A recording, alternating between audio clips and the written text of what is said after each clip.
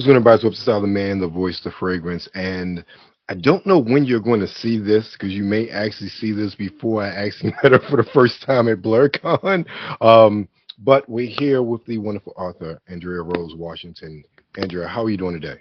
I am doing amazing. How are you? I'm doing good. I'm doing. It's been a weird day, but I'm still breathing and I'm still here, and Hmm. I I will not complain. I could say I can't complain. I really can't because I'm really fortunate and blessed in that regard, so I'm thankful.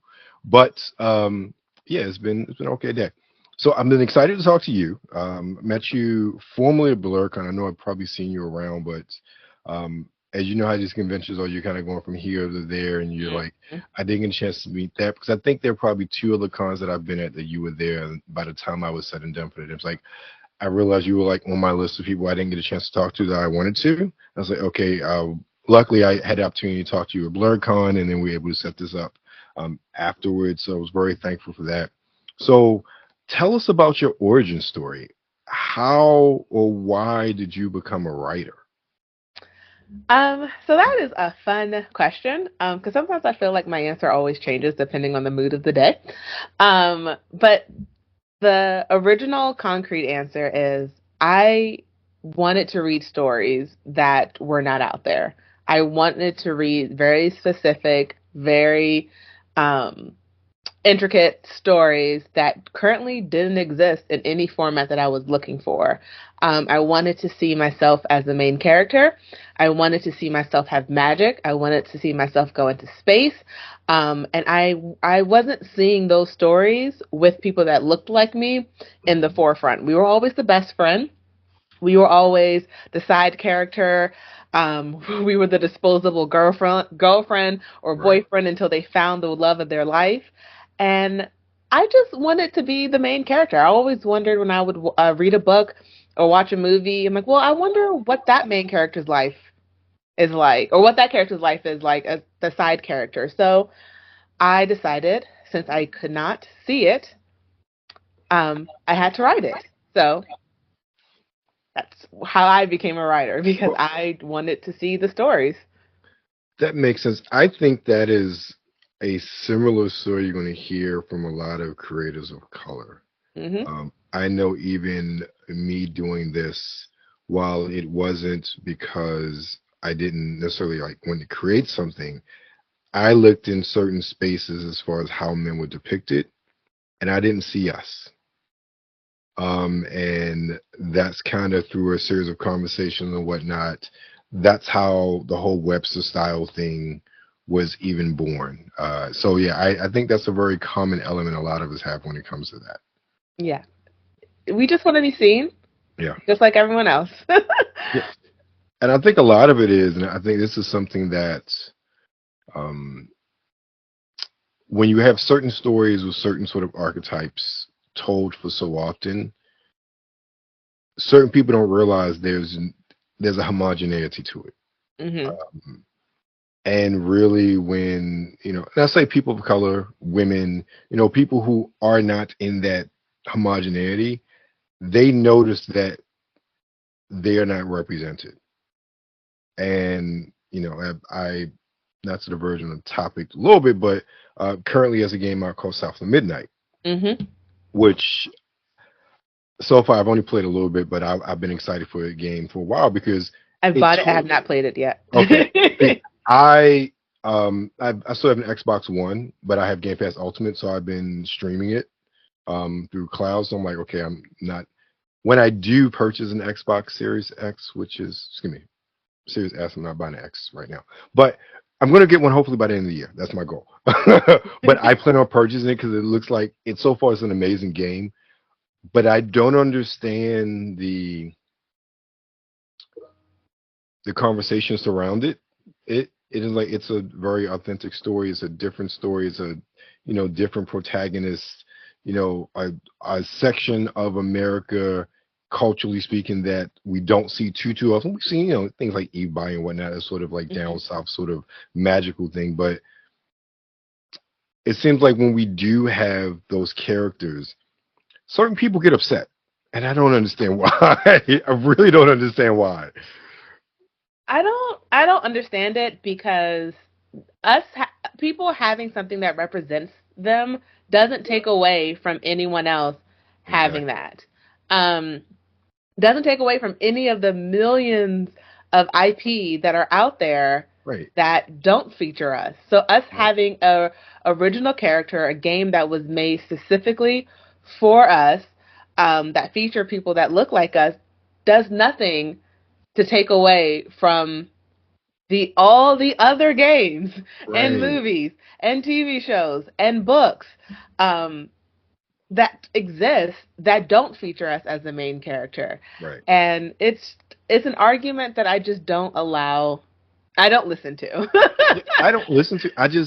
I am flummoxed by it because in our spaces, rarely ever, and it's funny, in some of my podcasting, the person who is screaming about the lack of diversity or the pushing of an archetype, it's always the white guy, which I find really funny. He's the one who's most upset. But I don't find in our spaces, for the most part, we're talking about, oh, it's another buxom blonde again, or oh, it's another chiseled marine-looking white guy. It's like, no, who's the character? What's the character about? Does it fit the story? That's all we ever care about.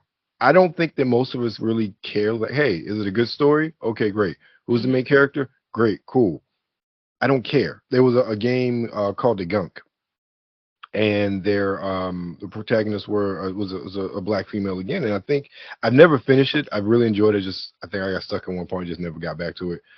But I think there was like a relationship with her and her shipmate, but I don't know. But it was one of those things where this came out 2019, and I did not hear the sort of fervor of this game that we hear now, South of Midnight. I'm like, oh, here's the main character could be any color considering the story, but they chose to make her a black female. Cool, great. I wanted to play it. Why? The black female. It's a different sort of character. It makes me want to really understand the story of these games and play these games to get a better understanding. When creatives like yourself choose something different, choose to tell different stories with different people where we don't have those stories typically. It's a concept I've come across a lot. At conventions, I get a lot of people who see my work and they wonder. I've had this question before. Oh, so why did you make her black? And a lot of the world, and I don't know why this is. If the character has to be a different race, there has to be something in the story that culturally makes them that race. Otherwise, they always go to the default. And I am a DMV girl. I am from DC, Maryland, Virginia, born and bred. And I grew up seeing myself everywhere. So my main character is black because black people exist. Because we are in this world. I had like principals, teachers, best friends, all my friends. It's an everyday thing. There was no explanation. I never had to quantify why certain people lived where they were because that was just an everyday thing for me. And so when I wrote my stories with that mindset of that DMV girl mindset. Well, where is she from? America.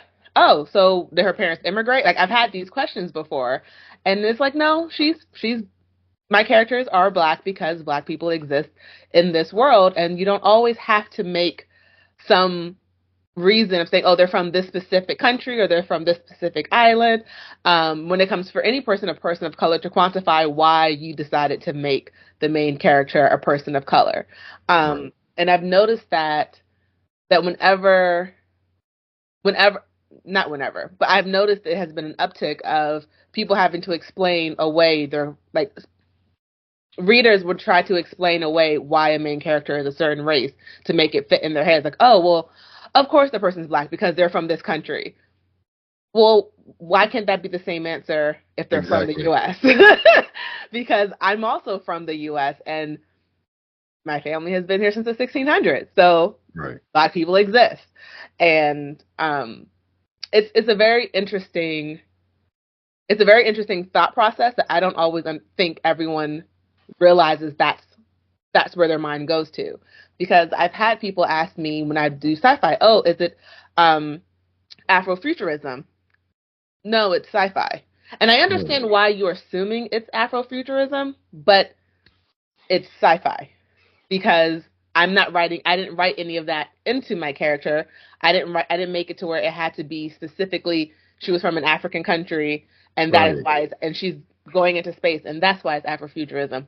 Like no, I'm not going to water down Afrofuturism by saying my part is a part of it just because my main character is black. And I feel like assuming because a character is a certain race, it means they have to be specifically fitting into a box that fits other people's understanding of why a main character is the main character, is the race that they are. I hope that makes sense. No, that makes perfect sense. And to speak on that, what I don't understand, much like you, I don't understand why that question comes up because I'm thinking as a creative, most creatives they speak from their own voice when they're creating. So why wouldn't look you're a black female, why wouldn't your characters be black? That's who you are, that's what you know. Most authors write from what they know first and foremost. That's where they come from, and they're the most authentic. Even when I've created things in the past, I've created from people that I know, things that I know, myself, and put myself in certain characters that I've created because that's what I know the most. I know the people around me. I know the world around me the most. Not saying I couldn't write something from the viewpoint of, just going back to, I went to a high school function past day. You know, 40-year-old white guy from Ellicott City who has been around the Baltimore area his whole life and has all these friends or whatnot that he's known since grade school because they've gone lived in the area and gone to school together and they've still connected with wives and kids and whatnot. These are the stories I heard when I went to the little pre-reunion thing I went to. I can understand that. I Mm-hmm. can write a story about that. But that's not my experience. And I think the most authentic comes from your own experience and your own sort of fantasy in that experience as well. I agree. It's people are not a monolith. Exactly. And I don't know why for and I can only speak from my experience and from Mhm. questions and reactions I have physically gotten at conventions. I, d- I I'm hoping that with my writing, I'm broadening the minds of people's expectations when they pick up a book from a person of color. Mhm. That they don't put us all into one category of what the story is going to be about, what themes are going to be in there, Right. what like if it's a historical story, what kind of history is going to be in there, what kind of stereotypes are going to be in there. I'm hoping I can change that thought process to where you don't automatically assume you know exactly what you're going to get when you pick up a book written by a person of color. Yeah. I mean, we all know those hood books, and you kind of get what you're getting when you buy those books. But those shouldn't be no. And I use those as an example of like, okay, it may be a person of color or depicting people of color, but you know what you're getting because there's a certain genre. You know what to expect, what kind of themes, what kind of settings, especially by some of the covers. Mm-hmm. But when you're talking about sci-fi and fantasy, there are so many different avenues you can go. Like the last thing you should assume as someone who's consuming content is it's going to go a certain direction because the main characters are, black So or Asian or whatnot. I will say, for an example that a recent example I had in the last I think year and a half, Hmm. um, there's an amazing book called Akata Warrior. I hope I'm saying that correctly. And it is a great book, great series. I believe there's 3 books in the series. I hope there's not more because otherwise that means I'm behind. um, but my sci-fi is nothing like that sci-fi. Right. Um, and so that's sort of what I mean to when it comes to not assuming. Sorry, my fantasy is not like their fantasy. It's not like that fantasy, Hmm. um, because that fantasy is rooted in a whole different history, setting, Right. background, cultural significance than mine is. And so when it comes to fantasy and sci-fi, when they see a character of color on the cover, I don't want them to assume all of us fit into that same category, because Right. a Kata Witch is amazing, but my book is nothing like a Kata Witch. Right. And her book is nothing like mine, specifically because we wrote from what we knew. And I that's what I'm trying to change, is stop putting people of color's books into the same fantasy or sci-fi category of, like, we all don't write the same. Um, Even there's books from other authors. There's a sci-fi series from a friend of mine, and I'm blanking on the name right now. But it's a cross of like X-Men meets Minority Report, and you would have never thought that sci-fi would have been written by a person of color. Um, when you're reading it, like you would know, but you wouldn't assume it from just looking at the cover. You wouldn't put it in you wouldn't put it in the same category. And I want that. I want that unknown aspect. I don't want people's biases when they come and pick up, like, oh, I know that's going to be about that's not the type of sci-fi I read. It could be. It Right. very well could be. Just pick it up and try. Exactly. Exactly. Now you talk about your fantasy. Mhm. What's the first book you wrote? The first book that I wrote is a mouthful. That's what a lot of people tell me. It's called Adalithiel. Okay. It is about a young girl named Sasha and her best friend. They're on the run from a magical hit squad for a secret Sasha doesn't know. But when her mother tells her to run to an aunt that Sasha didn't realize existed, she knows it's up to her to save her family from a secret that's been killing them for generations. So how did you come up with the name? So I used a lot of different search engines, Hmm. and I was trying to. I'll be real. Sorry, first, here's a cover so everyone can see what it looks like. um, to be real honest, it had a whole different name for like the first 3 years of its existence. It took me 5 years to write that first book, Okay. because I had no idea what I was doing. I was writing in between my full-time job. I wasn't set on the storyline for a very long time. Um, and so it was originally called Numi, Numi. Hmm. And I realized that was the name of a tea brand that I loved. And I was like, oh, that is why I fell in love with that name, because I didn't realize it was the name of a tea brand. So I was like, well, you need to change this. And that thought made me realize I needed to change it into something that would not come up with something else if they Googled it. And so I honestly used like a search engine to try to find different random words. And this is a hodgepodge of like 4 different words. Okay. And I liked the way that it sounded, and I like slept on it for a couple days, and that just felt like the world. When I would look at the drawing that I made of the original world, I hand drew it, put where all the towns were, how they were, how Sasha and Cassie were escaping, and where they were going in their whole journey. And Adalithiel just felt like the right word when it rolled off my tongue, like after the 100th time. Now, is there any meaning behind the name since it's more of a hodgepodge?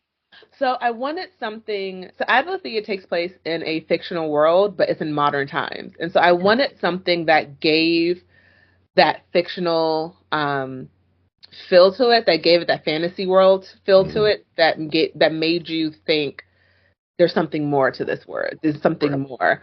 So it actually stands for the world that the book takes place in. Okay. So it is the name of the world where Sasha and Cassie live.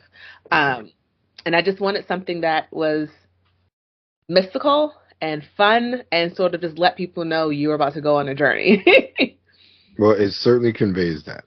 Thank you. So, and you also have your was it Elendil Elendil, series? yes. Elendil, yeah. So tell us about that. There are 2 books out. You're working on the third one. Yes. Okay. Let me back up. Okay. So Adalithiel. Yeah, Okay. Adalithiel. After you finish that, did you find it easier to produce your next books? So it was definitely easier to write them. Okay. Um, it wasn't any easier to get out of my head when it came to second guessing. Okay. But that process was a lot faster than it was Okay. with Adalithiel. Like from when the moment I would start writing a book and to finishing it after that first book, it took me about a year Hmm. from outline to finishing the first draft, at least. Um, that's the one process I don't really rush that much, because I notice that whenever I'm trying to rush the story, my characters will yell at me and say, hey, hey, hey, hey, stop trying to just finish our story, tell our story. And I sort of focus on that. So I never really rush the first draft process. I try to stay on track, but I never try to rush it, because I never want to just weaken the story just because I'm trying to get it done. So it definitely was easier to set up the process from start to finish, um, but it's still a labor of love. Okay. Okay. So going back to the other question, tell me about Elendil. So Elendil is my, which is fine. People say it both ways. It all depends on how you pronounce your L's. Mhm. Elendil is about Abriana. She is my main character. She finds herself in the middle of an intergalactic war, all because the mother who she thought abandoned her is really a general in the alien army. So now she's trying to save a planet she never called home. Um, Elendil is about a, I don't want to call her spoiled, because she's not, because her father did his job and took care of his daughter, but she is a typical teenager who does not like change, who has planned out her life. She's in high school, she has friends, she runs around her neighbor, like she is a distance runner. She knows she's going to college. Her father's a doctor. She has a great family support system. She's like, my life is good.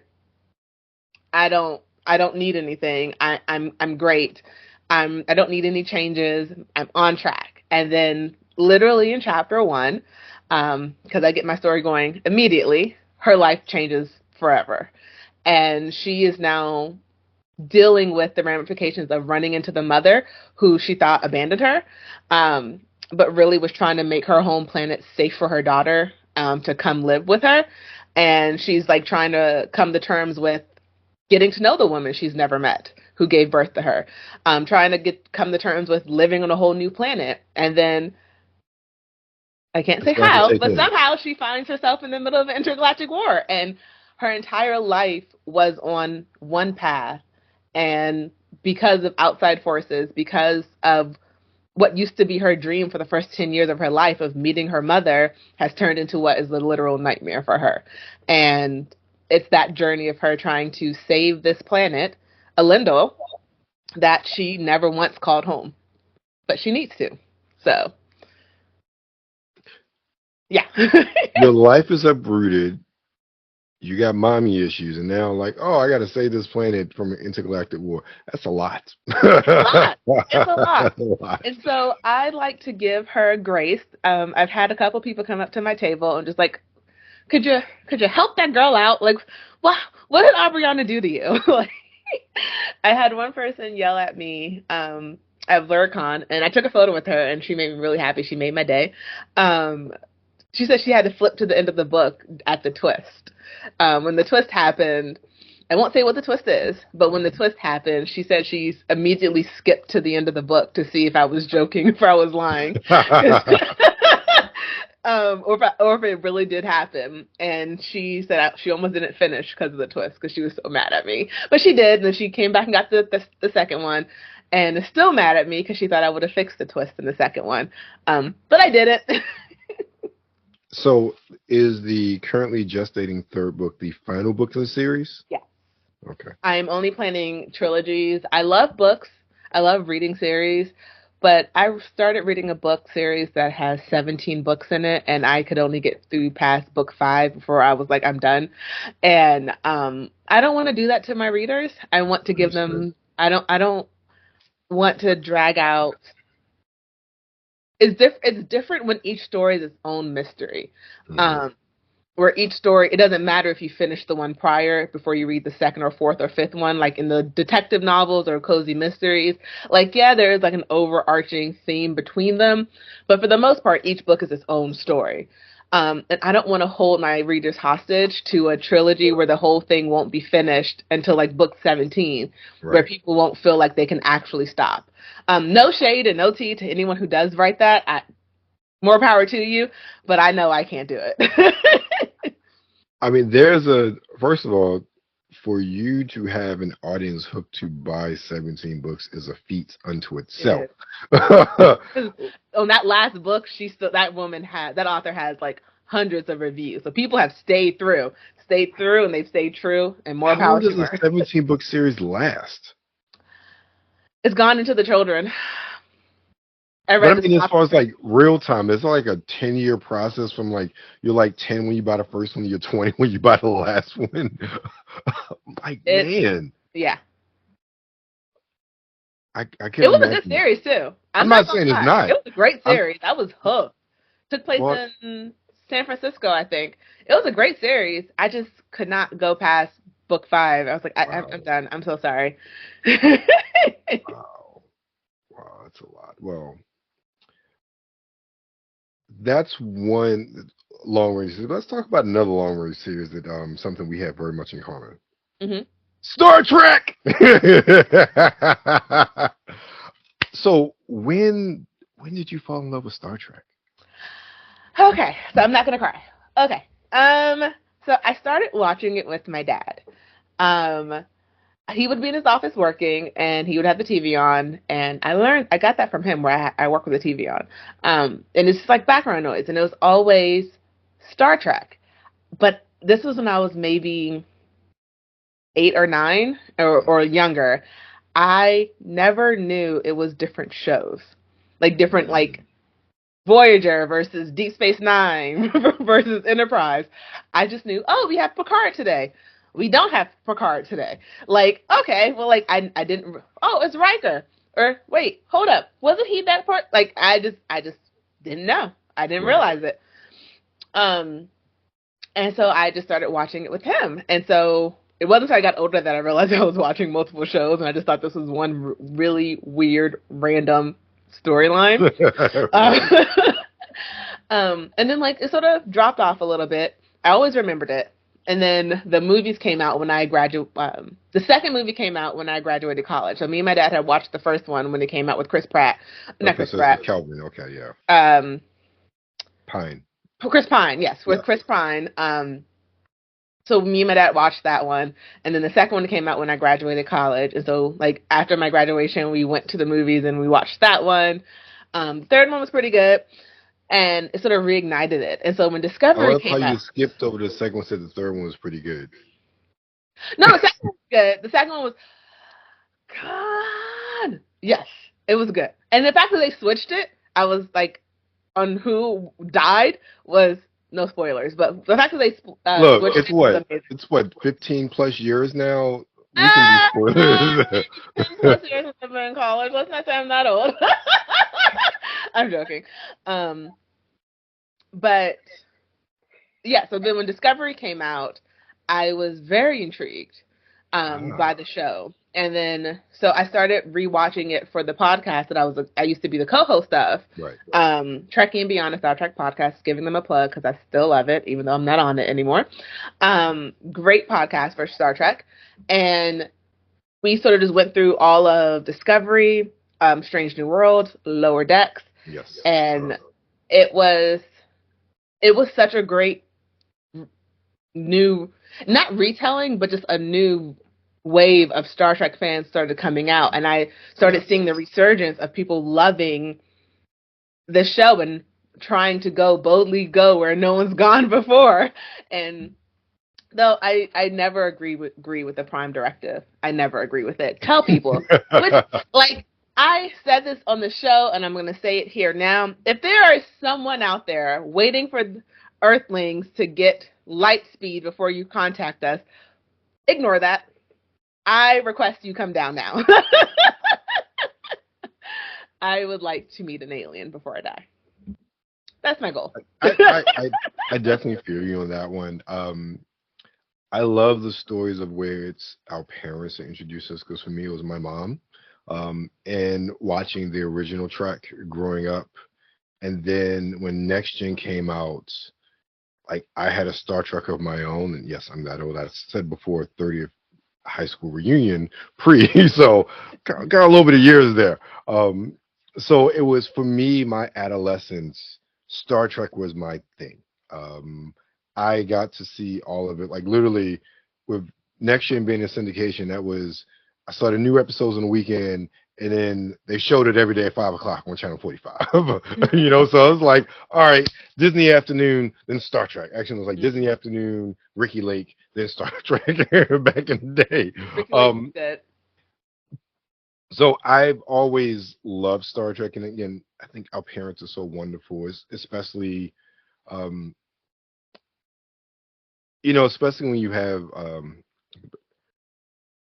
your parents weren't always allowed to be themselves, and the fact Yeah. that they were able to be us, be themselves with us, and for us to be able to enjoy and learn about sort of the things they love, it gives us a certain window into them. So that's why I love, especially the original Trek. My mom, she's like, "What do I call you?" I said, "You call me number one, Mom." I said, "Why?" Because I'm right. I'm like, "Exactly, because you my number one." That is adorable. It is. It is. So like we have that bond there, and while her Trek watching stopped probably really after Next Gen, I kept on with Deep Space Nine and Voyager.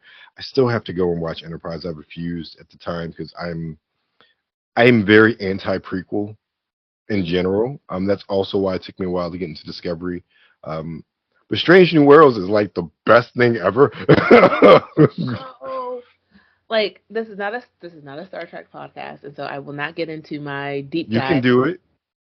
We can I talk just about feel whatever you like want. if Discovery kept the episodic formats that Strange New Worlds had and did not do season arcs, Discovery would have had a much different like welcoming from people who did not care about the lead being a black woman.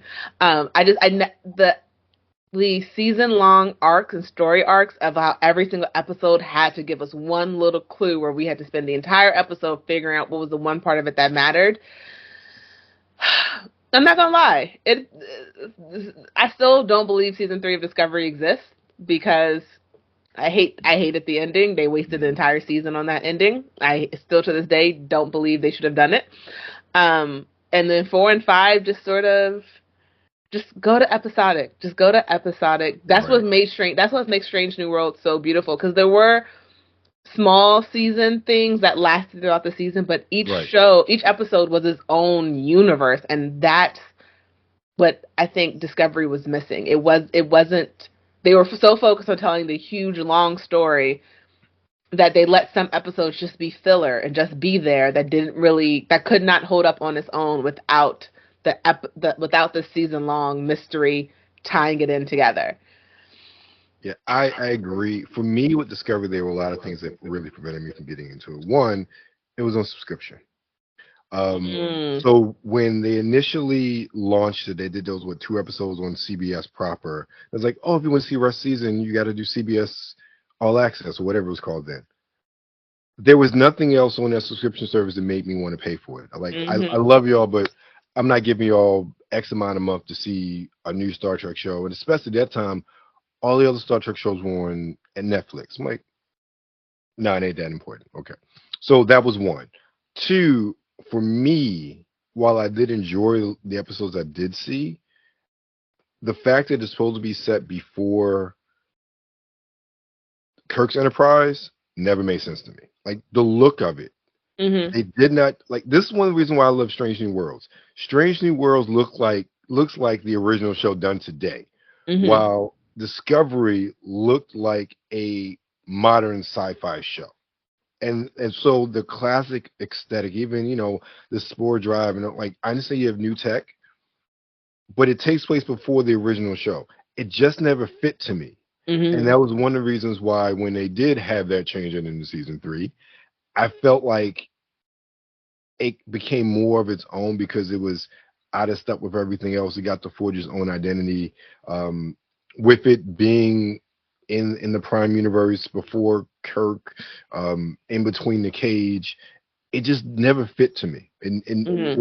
with the technology and in really just the visual style and aesthetics, it never fit to me. So that was one of the things for me.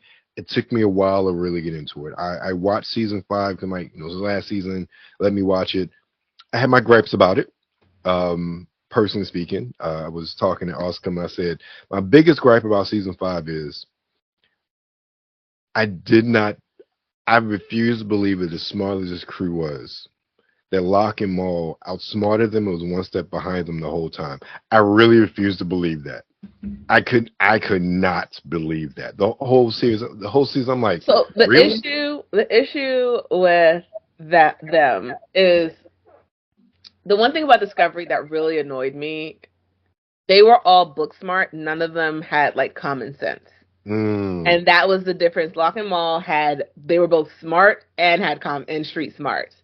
And like Star Trek, and I'm sorry, Discovery crew kept acting like everyone would act like from the Discovery. And it's like, you understand that these people are outlaws, right? Like, please stop thinking they're going to do things in their normal pattern. Stop thinking that you can reason with someone who has nothing to lose. Stop stop expecting them to react like you expect them to react because that's how you would do it. And I feel like they were all they focused so much on the science that they lost the story. yeah. And Locke and Maul, like I loved them. They were such great villains. I agree with you in that aspect, but my only thing about Maul is I felt like she was, But she plays I crazy so well. yeah, like she was like some of the decisions that she was making throughout that season. Again, I was like, really, you got this far, and you make decisions like that? You're really just. She almost came like an impetuous child sometimes. And again, that did fit with, oh, they outsmarted in Discovery. Like you made too many mistakes for you to be this close to Discovery Hmm. because of your disposition. So, but I still enjoyed the season for the most part. There was like one episode I fell asleep on. I forget which one that was. I loved all the callbacks. Personally, I was It was one of. the episode where they probably ran through the trees epised. I think that was the one I fell asleep on I hate actually. that episode. I was like, what? Are you serious? Are you serious? But I love the callbacks. I love the callback to the founders as well. Back in. So you got a little bit of everything. Deep Space Nine. You got the Centaurs. You got this little data analog. I really enjoyed that. I love the integration into Star Trek that we saw there, which I think sometimes we didn't have with Discovery. Satisfactorily, I'll say, personally speaking. But yeah, I watched everything. Yeah, up until I'm still have to rewatch some Deep Space Nine because I always tell people, look, I missed some things because Mm. when I went to Maryland Eastern Shore, so when I went down there, we had like two channels, and before we got cable, like I think maybe my junior year or something like that, but the Salisbury channel only showed Star Trek, Deep Space Nine, and Voyager on Saturday. No college student is in their dorm room on a Saturday. So like I got that last season of Deep Space Nine like bits and pieces, and I saw like the finale and everything when I came home for Christmas. So like yes, a little bit there. I got to watch, and then same with Voyager. I missed bits and pieces there, but Strange New Worlds, I love it. Picard season 3 is great. 1 and 2. I haven't watched Um. part. Yeah. I wasn't. I was pretty upset with season 2 with all the potential. Season 3 was Chef's Kiss. That was great. I love that. Oh my god, I love that. That was like, okay, this is what we wanted when you said we were having a Picard series. But I understand why they did what they did in the beginning. Like they wanted to do different stories. They didn't want to just be like a next gen retread. That's great. No, we want to see next Yeah. gen. Like I think I still have, again, dating myself.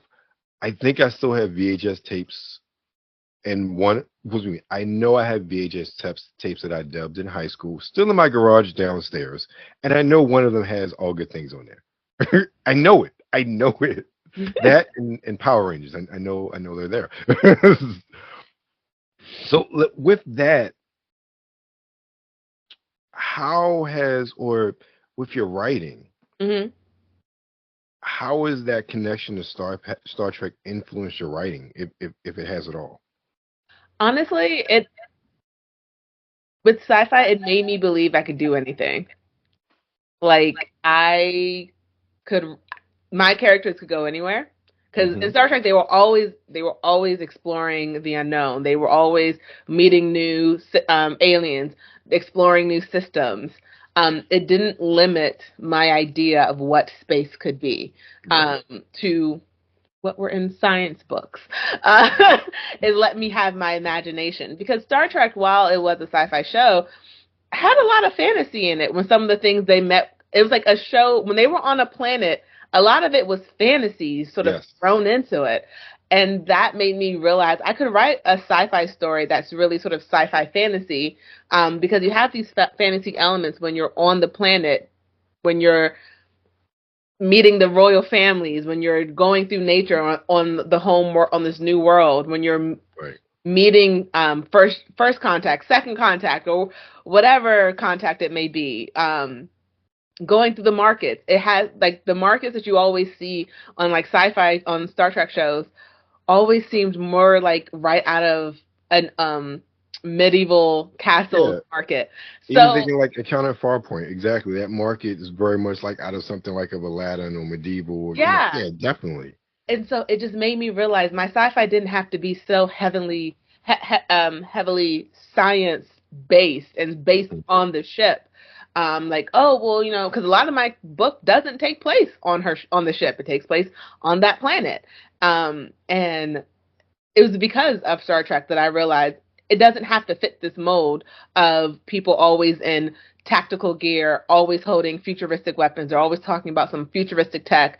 It could just be a random person who lives on another planet. That is the sci-fi element of it. They have ships that get you there, but it's everyday life.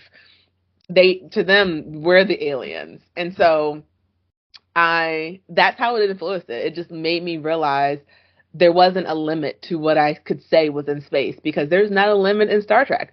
They are always boldly going and exploring the reaches and going as far as they possibly can.